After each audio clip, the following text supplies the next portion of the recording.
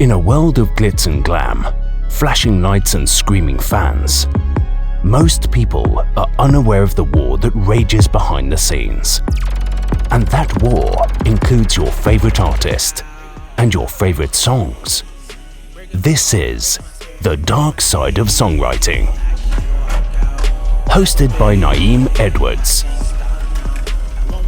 Welcome to The Dark Side of Songwriting Season 2. My name is Naeem Edwards. I am your host. And today, a lot of times people have this misconception because they have some attention, they have some label connections, they work with whoever they work with, however long they work with, or they just have simple access to certain type of people that makes them eligible, or that's some type of qualifier to actually have a music career.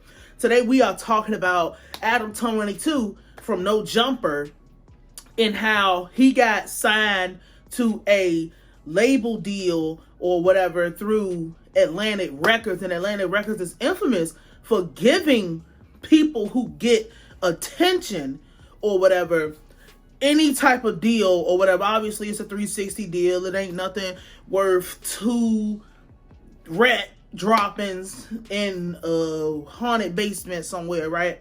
But Atlantic Records always do stuff like this. They're not, unfortunately, they'll have a few reputable people over there.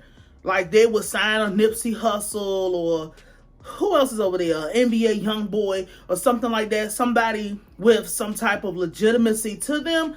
But that does not balance the scales when it comes to all the nonsense like the Bad Babies or the builder artists like Cardi B. Yeah, I said it. No matter how much we might like her or what she do or whatever, she's still not whatever.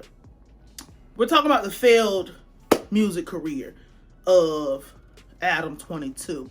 See, he had a platform that is still to this day run on nonsense and beefs and people just getting up there telling their business and all type of just anything that don't have nothing to do with being talented. And the problem with being a blogger is just because you're a blogger, that does not qualify you to be an A&R. Just because you might hear a song and you like the song, that doesn't qualify you to be a rapper, a writer, a musician, or anything like that. And he found out the hard way. At the time, because see, No Jumper Records or whatever it's called, they've only got 2 songs out. They never came out with no extra music. They never came out with no extra whatever. And he thought he was going to step into a lane of a DJ Khaled where he just puts hot talent together and the songs go crazy.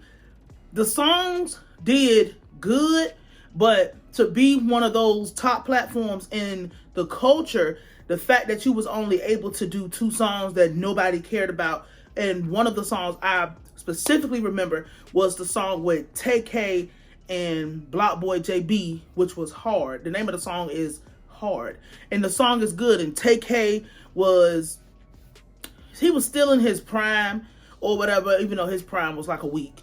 He was still in his prime, but he was in jail, and Block Boy JB, he been frosted over for a little while. And even at that time, Block Boy JB was kind of frosting over, but the song was still good. The problem is, just because you run a blog don't mean you can run a label.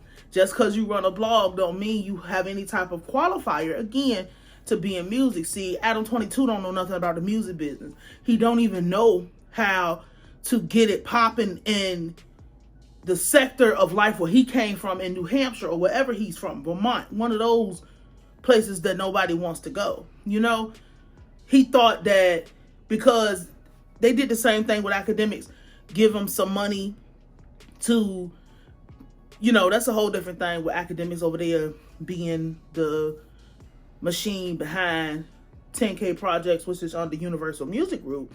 But Adam thought that because people watch my blog, because people like seeing these other things, they're going to take me serious as an A&R. They're going to take me serious now. Like, it's actually going to be the polar opposite. And he thought he was going to go the underground route by taking people who was hot on not necessarily a mainstream level, but take people that was hot on a relatively unknown level and throw them out.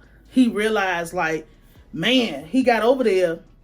And, you know, one thing I like to say is a label, all of them, will tell you, you know, hey, if you don't want to be kicked while you're down, get your head away from my feet.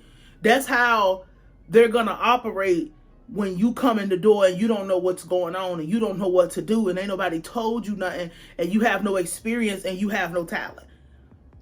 The sad part, or the dark part of what happened with him is, you know, I guess it would be, what is this on my lip?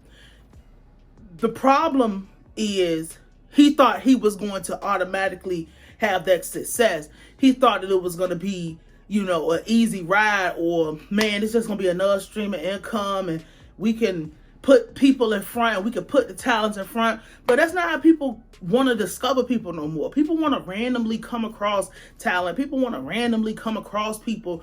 Nobody's looking at you for your musical expertise. Not even the people who watch your show. You don't have any credentials to say that your musical expertise is valuable in any type of way. He found that out the hard way. So, we are back. We are here. This is season 2.